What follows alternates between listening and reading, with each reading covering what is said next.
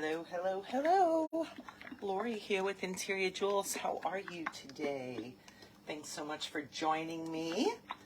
I am going to paint a paper mache pumpkin today.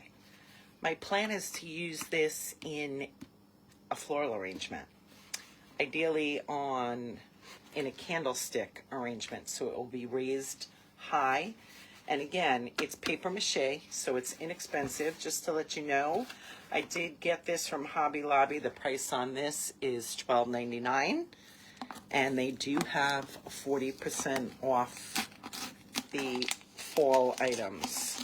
I'm gonna take the sticker off. And again, what I'm gonna do is paint it to look realistic. I have, if you can see here, I have a bunch of paints that I took out and I put on a paper plate here. So I have multiple colors of orange, green, and brown. And I'm hoping to be able to, again, give it a realistic blended paint look. That is my goal. But what I'm going to start with is Mod Podge. And I'm doing this because this is, look at that, I put my finger right in it. Great, Lori. I feel because this is paper mache and any water I may have on my brushes or the paint, I don't want this to get soggy. So I feel that if I put a coat of Mod Podge on and let this dry, it's going to be a barrier so that the paint sits on top of this and doesn't soak into the paper mache. So that is my idea for doing this. Paper mache is a great project or a great product to use in so many different applications, whether you're doing decoupage, painting, doing different paint techniques like a crackle finish. I had used Mod Podge. I used to refinish furniture. As a matter of fact, I have a few of those videos on my channel here if you're interested in searching for them, different paint techniques. But one was a crackle finish where I used Mod Podge. And while it was still wet, that's even a great technique if you wanted to do on a pumpkin. I'm just going to straight up paint this. But how cool would it look in a crackle finish?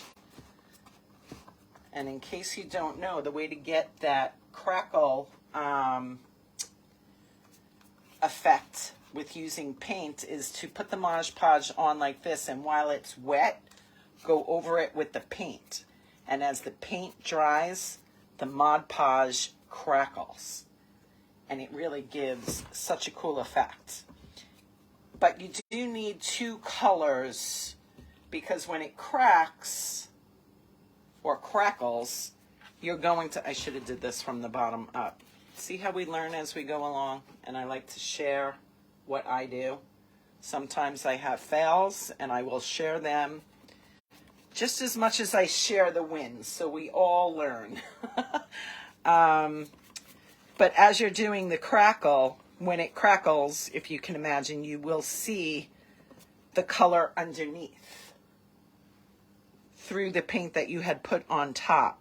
So this would actually be pretty cool as is. This brown would show through, and let's say I did a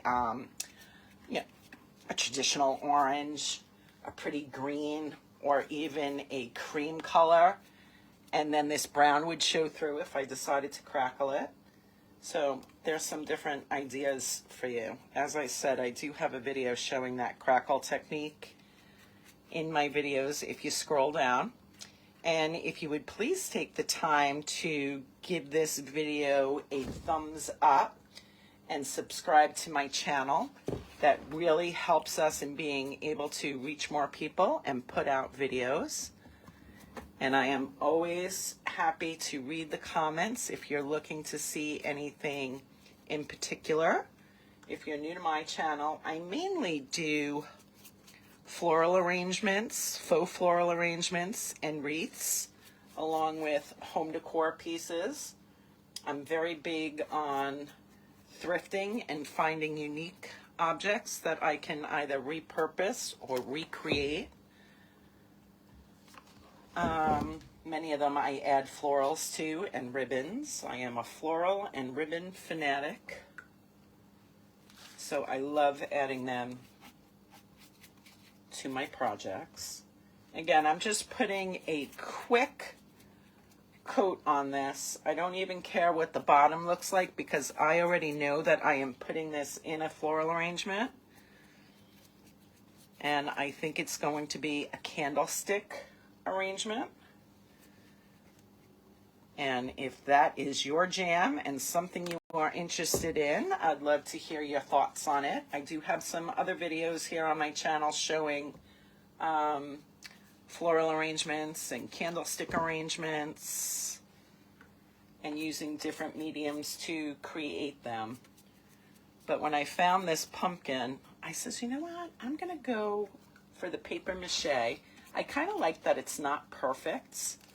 And it's a little bit, I feel like I use the word rustic a lot, and I don't know if that's necessarily the word. But it's not perfect, which a real pumpkin wouldn't be perfect either. Okay, I pretty much have this covered. Again, I just want to put this down as a base so that my paint doesn't get the paper mache wet. I don't want it to fall apart. I want it to, you know, be able to last. Cover your ears. I'm going to make this drying process go much faster by using my blow dryer. I love my little pink blow dryer that I always keep on my workbench here. Again, it just makes things go fast. I'm a very impatient person. Like the old saying goes, I don't like to sit and watch paint dry. So if I can make the process go faster, I will. And even when I start to paint, I'm not looking for perfect coverage. I want to be able to meld these colors together, maybe blend them together, give them a little bit of a realistic look. I wasn't worried about the bottom of this because I don't have to paint it. It's not going to show. I'm going to have greenery on the bottom of this. I have the glue all over my fingers that is sticking here. But this dries very quickly. So I will be able to put paint on this quick and get the bottom. And this is a nice size too. So you can imagine the size of the arrangement. And I have two beautiful candlesticks, so I have to decide which one I'm going to put it on. Just want to feel, you can feel if it's still wet some places, like here. Just want to dry that. I don't care if there's lumps. I'm not looking for perfection. I just want it to dry.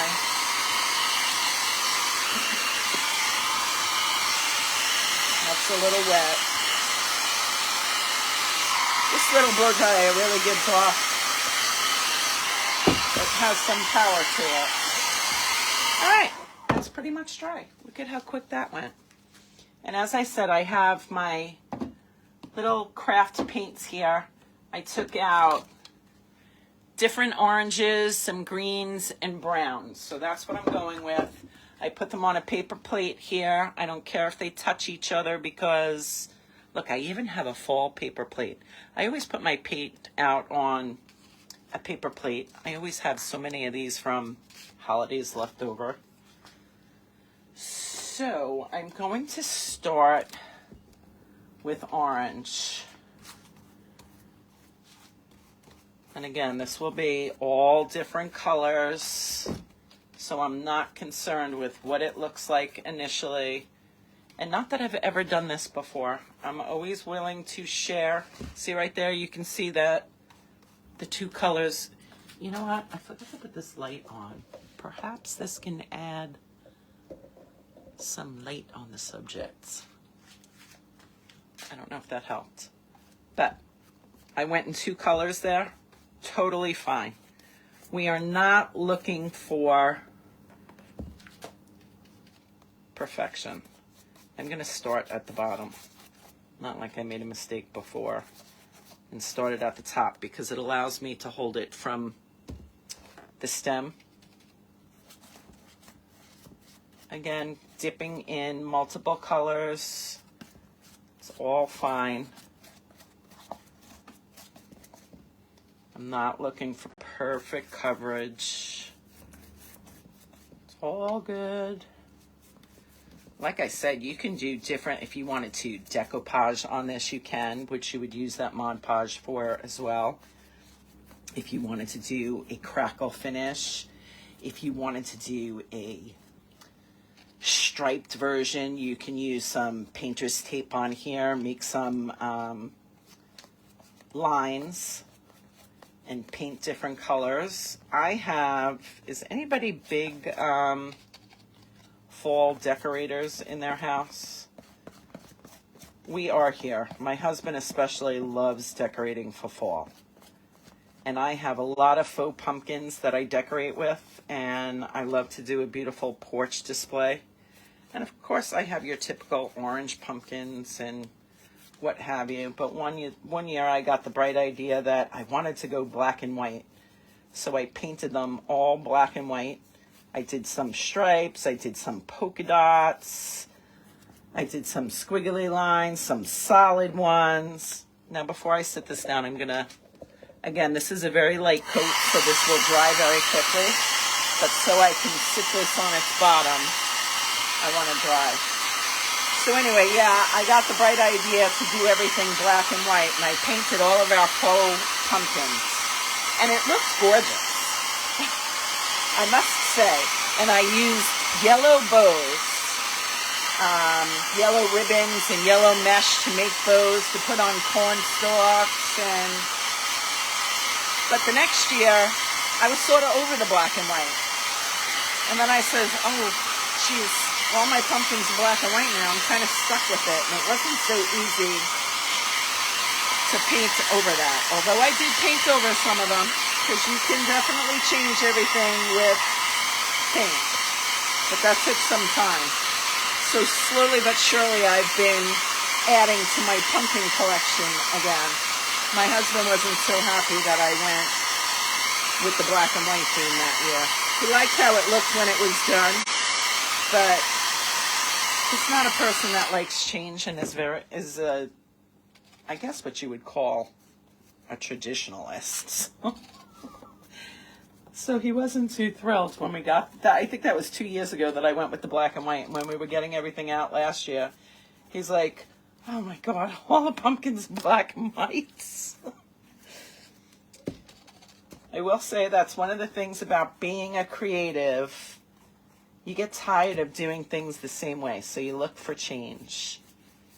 And I always look for inexpensive, simple ways to do that. And again, one of those ways is with paint.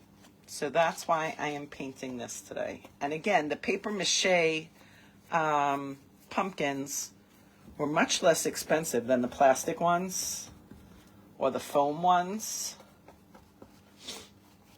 And I loved the size and shape of this, and I am just envisioning it in a tall floral arrangement, which I think is going to be so pretty.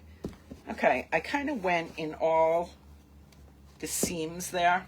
I don't know what the ribs, if you will, I don't know if there's a specific word for these lines.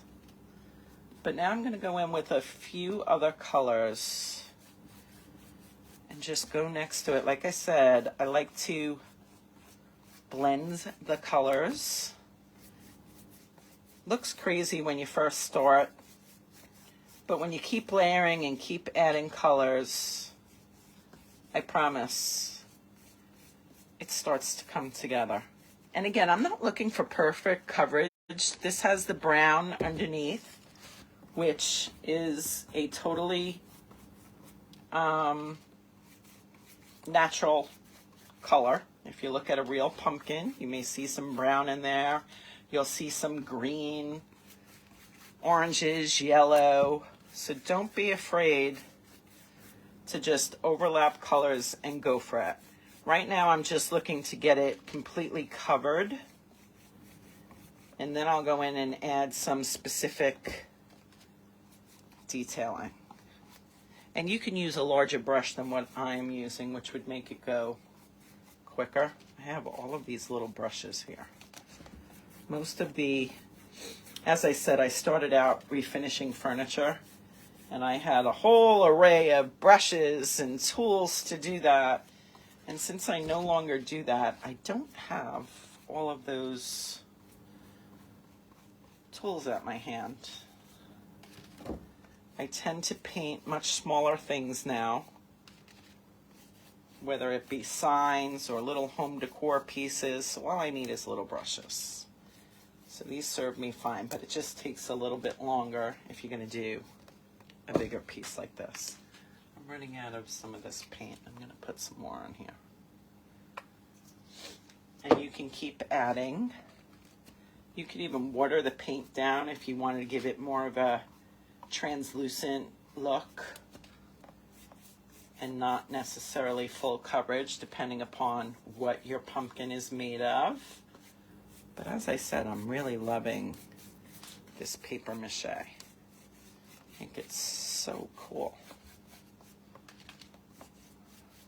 And then I'm going to start layering in some green and brown. Like I said, as pumpkins start to ripen on the vine, or as they would in nature, you'll see all of those different colors.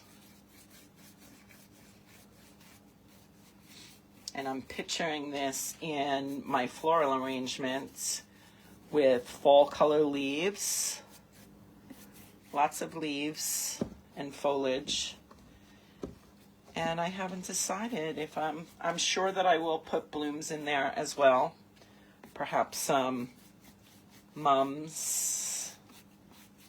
I have to see what I have. I haven't gotten to the floral part of my idea yet. I saw the pumpkin and had a vision in my head, and that's usually how my projects go. I don't have all the answers of what I'm going to create it out of, but I just have an idea. So I thought that this pumpkin would be fabulous. Now I'm going to put a little bit of the brown, and again, blending, so keep going over it. My brush is wet now from just rinsing that out. Keep blending. Gives it like an aged look. That's the whole idea of blending, is when the paint is still wet. See, and then it becomes very subtle, as opposed to when you first put it on, it looks a bit harsh.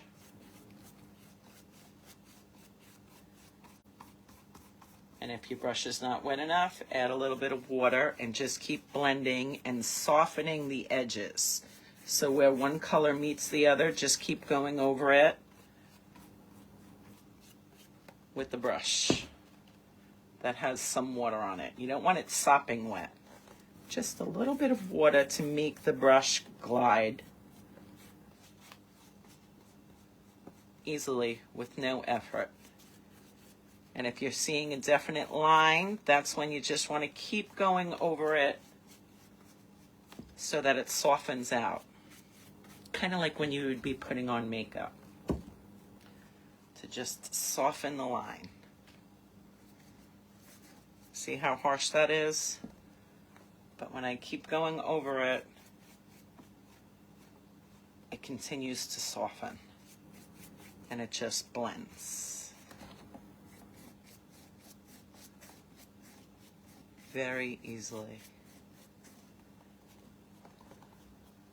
I'm going to keep going in all of these. Again, I don't know what these ribs. That's what I'm going to call them. I don't know if that's the correct term in pumpkin talk or not, but you get my drift and know what I'm talking about. So in each of these ribs, I'm doing the dark.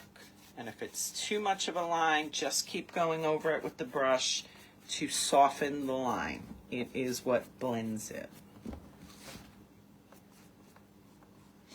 And as I'm going around, that orange is drying. So I'll be able to keep layering colors on top of this. I'm just going to keep blending, blending, blending so we don't see those lines. And so far, it's looking good. What a difference so far. One more rib. And then I'm going to start adding some green, I think.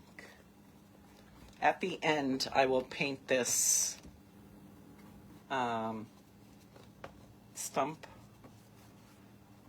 But for now, it's easy to paint while holding that, so I'm going to save that for last so that I can continue holding on to it and turning the pumpkin as I work on it.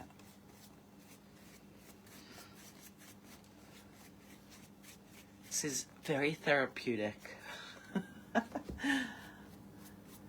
Again, I don't paint often anymore. See, now here is a line that I think is a little bit strong. So what I'm going to do is wet my brush a little bit. And see how it blended it right out?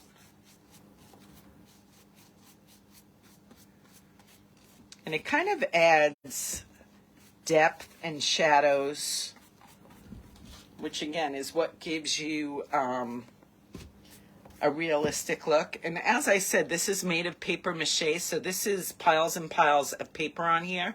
So it's sort of I don't think you can realize it in the camera, but it has that bumpy texture and you can sort of see the lines. But I love that part of it. I have a beautiful green here. Here's a tip: when you can't open your paint jars because there must have been paint around the rim when I closed this, bang it on a hard surface and then you can open it. I didn't shake this. Hold on, let me shake this. This is such a pretty soft green.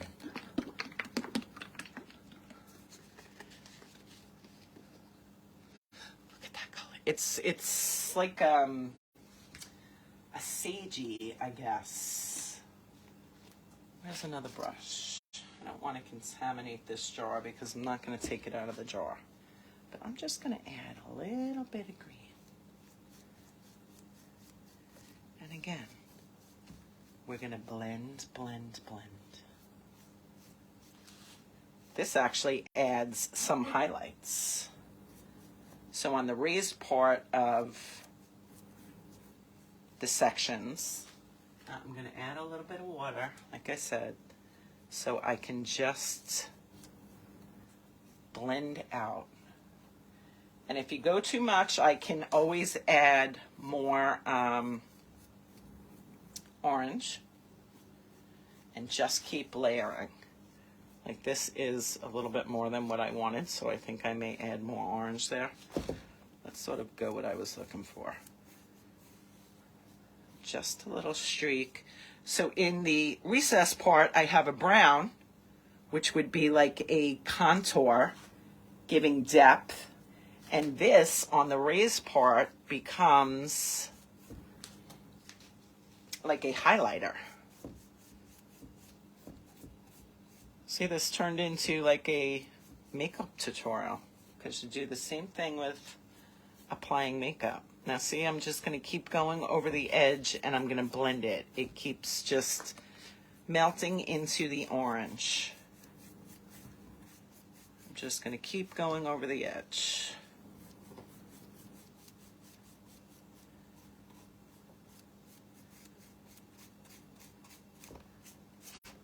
There. So you can't, it gives it like a very subtle highlight, but not a definite line. I will wipe off some of the paint then and just keep going over the edges so that it's just a highlight.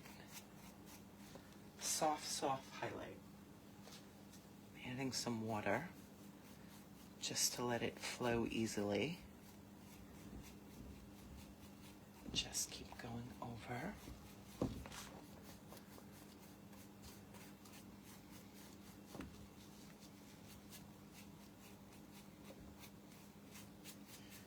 Blending, blending, blending.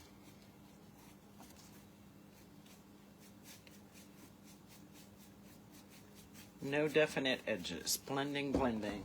I'm gonna get a little bit more water on here. And you can see then how and then I'm gonna dry it. So that there's no definite line of where one color meets the other color. It gives it like an ombre effect. And it's just highlighting.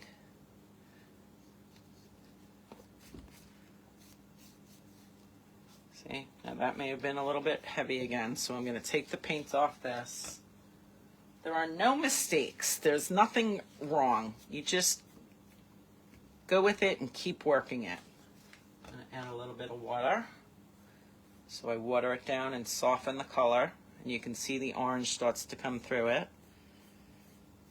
And then I'm going to take the paint off, which basically becomes like a dry brushing then. And just keep going over the edges. You'll see the underneath color come in, which is the orange, which means I'm taking off a lot of that top color. And I'm just blending.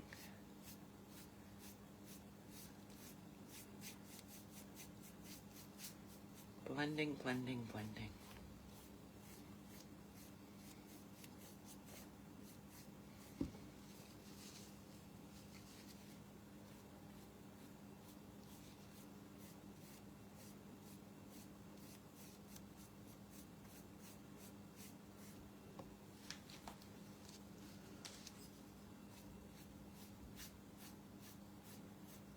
A little bit highlight again, and again I can go over with more orange. Just want to add a little. I'm going to highlight each rib of the pumpkin.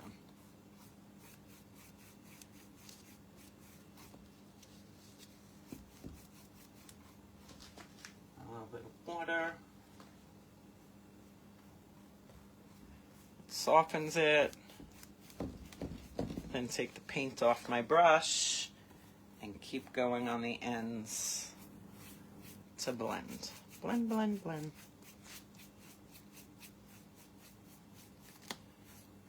Already I feel like it's so transformed from what it was. See, now that's the one that I started with. That's kind of a lot. Let's see if I can fix this without even adding more. No, I'd have to add some orange to this. And again, blend it.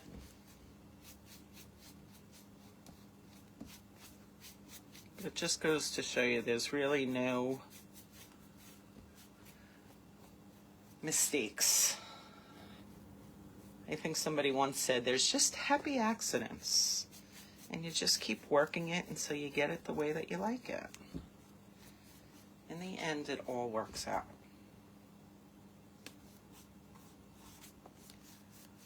But what a fun project. This is something that can be done with kids as well. If you wanted to have the family over for a paint night, just put some brown paper on the table. Get your paper mache pumpkins. And let everybody paint how they want. Everybody always has a different vision of what they want to do. And it's so cool to see when everyone has completed how different they are from each other. That is the cool thing about creativity. One more here. My little highlighter. Add a little bit of water. Always have a cup of water next to you.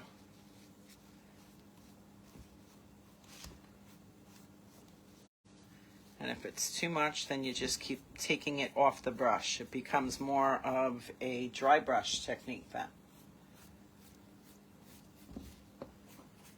But as I said, anything goes. Okay. Okay, so now, see now, here's where I started. This is already dry. So by the time I went around the whole pumpkin, it's dry where I started. I'm going to add a little bit of green. A different color green, or two different colors of green. On each side, I added a different green. I'm going to, and again, just putting them all over the place so that there's not much paint on here. You're basically becoming dry brushing. And I just want to keep working it in. Blend, blend, blend, blend, blend. So it doesn't look like you just have. I guess if I had a tip, it would be to put the smallest amount of paint, then start brushing it. You can always add more. But see how it just, again, gives it depth and dimension. It gets in all the nooks and crannies, and just keep going over it. It sort of works itself out and magically becomes a beautiful blended piece. And again, if it doesn't blend as much as you want it to, add a little bit of water and just keep going over it. Not too much. You don't want the water dripping down the piece. That's one of the reasons why I put the Mod Podge on here first, because I knew if I added water, I just didn't want the Mod Podge to start disintegrating. I really have never done this before, so this was a trial and error. If it didn't work, well, I knew that there was no chance of it not working. You just keep adding and get it to where you like it. Art is very subjective. What's beautiful to some is not necessarily beautiful to somebody else. And you sort of just go with it.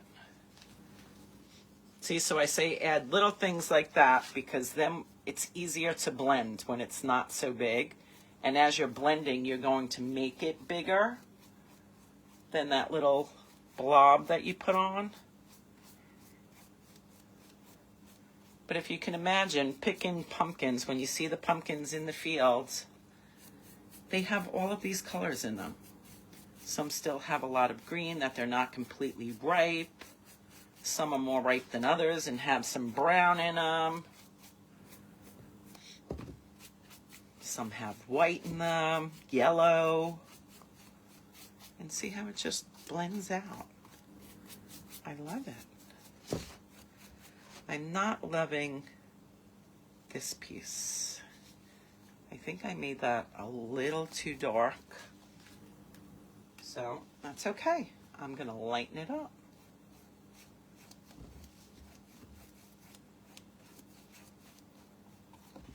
I'm gonna keep taking paint off because as I added water to it, it takes the paint off and it allows it to spread around. Yeah, that looks better. It was too dark before.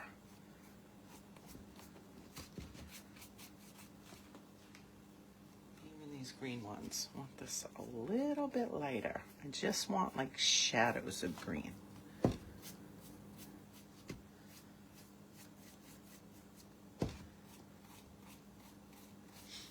And maybe a little bit over here. Take some of it off and just blend. Blend, blend, blend. A little bit here.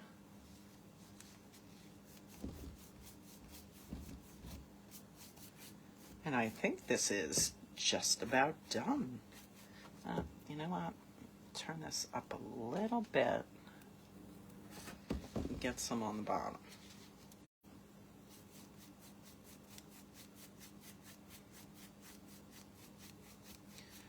Just keep blending. A little bit of water on there.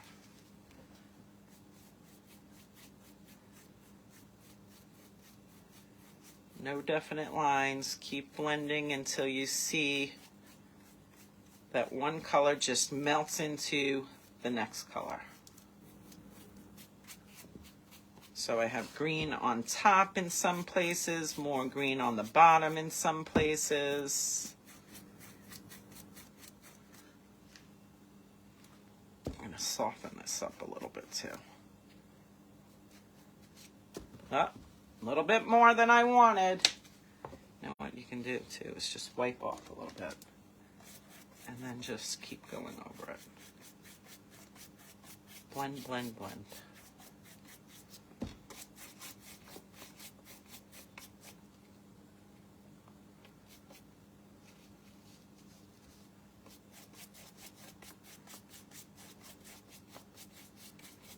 And that's it. So as I said, if you have any questions or ideas of how you are painting your pumpkins, please put it in the comments so that we can all see it, and I'd be happy to respond. And as I said, I would greatly appreciate you subscribing to my page so that I can continue to bring more videos like this. I will also follow up with the video of the candlestick arrangement that I make using this,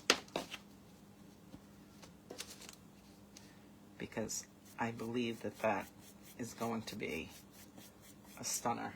I'm going to add a little bit of water to that so that we don't see. Just keep blending.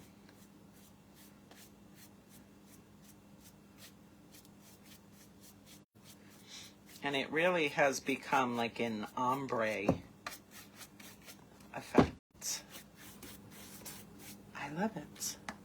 I'm hoping that you can, you know, up close, it may look a little jarring, but picturing this in a centerpiece that is going to have all fall colored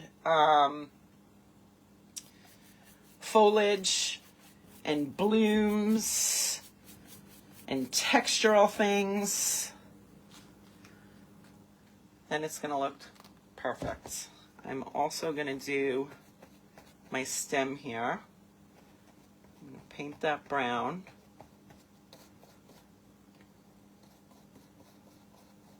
And you can add some highlights to this if you choose to. I'm not getting perfect coverage, which means some of that paper mache brown paper is showing through, but I kind of like that effect. Again, there's nothing, we're not going for anything solid, perfect lines or anything. It's a pumpkin. I'm trying to mimic nature, and nothing in nature is perfect. Nothing. Just like all of us. But see how quick that was to finish that off. And again, you can just keep adding to this. Add some brown if you think it's too light. And because this has a bumpy texture, it's showing through. Oh, I kind of like that effect with the brown over it. It's picking up all the crevices of, and again, this is basically dry brushing the littlest bit of paint and just dry brushing over this, which means it only sticks to the high points. And because this is not a flat,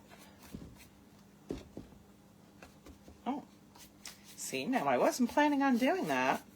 Sort of just came to me, and I'm loving the effect of it. A basic dry brush.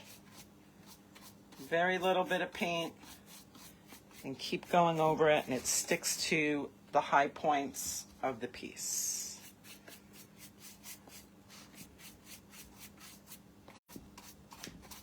How cool is that?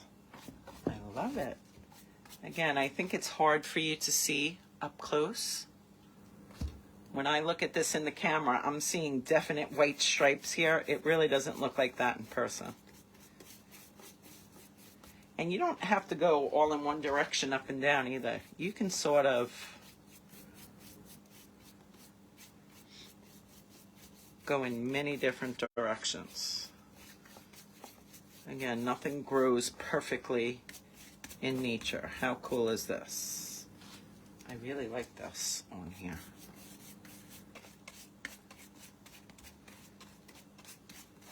That is perfect. I think she is done. Again, I'm hoping that you enjoyed that. Stay tuned for the follow-up of this, of when, actually, I think tonight, if anyone sees this today, I will be doing on Facebook, creating the centerpiece with this live for anyone who wants to come in. My page on Facebook is the same as on here, Interior Jewels. I'd love to have you. Again, please remember to subscribe and give us a thumbs up. We greatly appreciate it, as it helps us to reach more people and share more videos like this. So thank you for watching. Have a wonderful day, and we will see each other soon. Thanks so much. Bye-bye.